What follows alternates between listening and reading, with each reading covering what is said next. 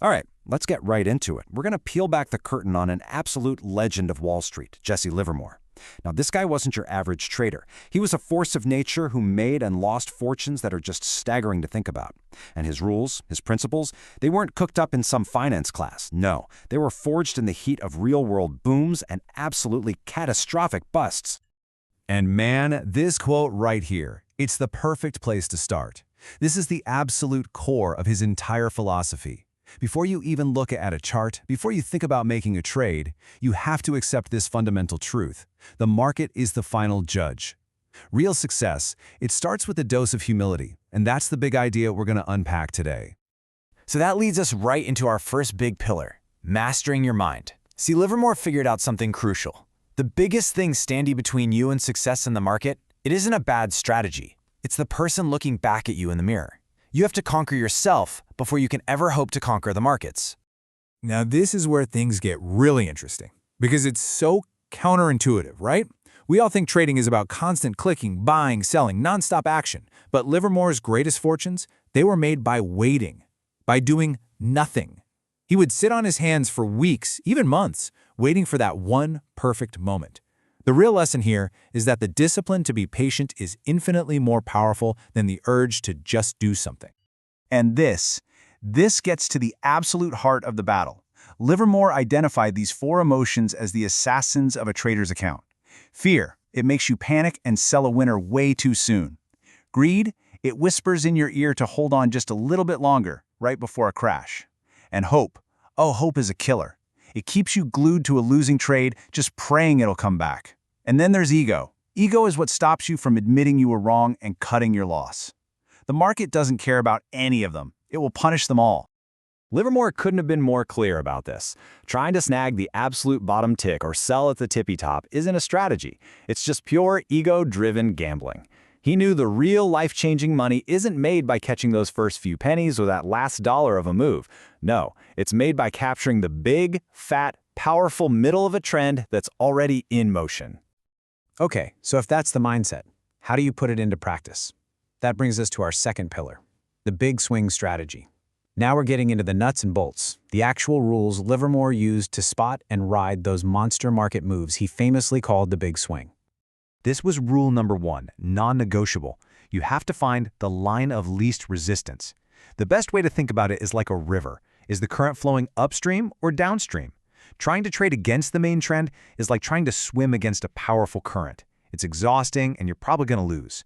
Your job is just to figure out which way the river is flowing and jump in. So when exactly do you jump in? Well, it's not when a stock just looks cheap. As Livermore learned the hard way, a cheap stock can always get cheaper. You wait for the market itself to give you the green light. And that signal is the breakout.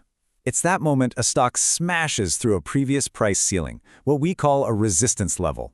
That's the market literally screaming at you, okay, the big move is starting now. And where do you focus your energy? Livermore said that in any big market move, you've got your leaders and you've got your laggards.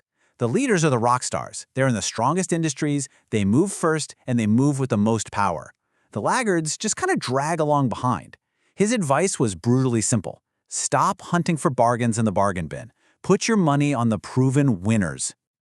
Okay, now this is a masterclass technique. It's called pyramiding. Instead of throwing all your money in at once, you build your position piece by piece. You start with a small scalp position right at the breakout. Then, as the stock moves up and proves you right, you add a little more. The key is each new chunk you buy is smaller than the last. And this is critical. You never, ever add more money to a losing trade. This is how you build a massive position in a huge winner without taking on insane risk. And this brings us to our final, and you could argue most important pillar, the rules of survival.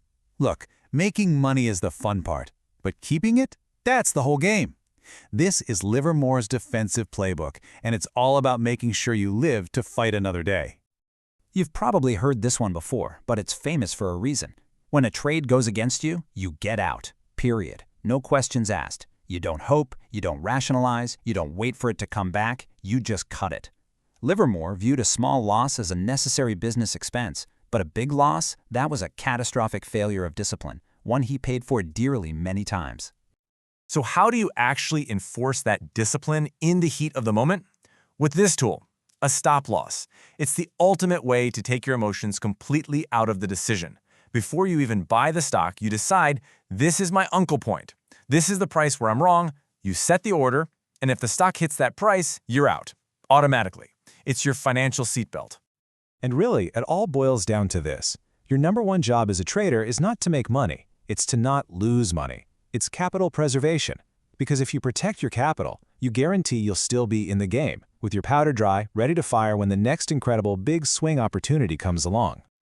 So we've covered mindset, strategy, and survival. But now let's tie it all together with the one single concept that Livermore said was the real secret to his biggest wins. Just let that sink in for a minute. It was my sitting. All his genius analysis, all his perfect trade entries, that's not what made him the big money. It was his ability to just sit tight. Think about that. Once he was in the right trade, on the right side of the trend, the most profitable thing he could do was absolutely nothing. To have the patience and the guts to just hold on and let a winner run. And that's really the ultimate question, isn't it? It's so easy to get caught up in the noise, the excitement, the urge to constantly be doing something. But the real challenge, the thing that separated a legend like Livermore from everyone else, was knowing when he had a winning hand and then having the immense discipline to just sit back and let it play out. The real question is, do you?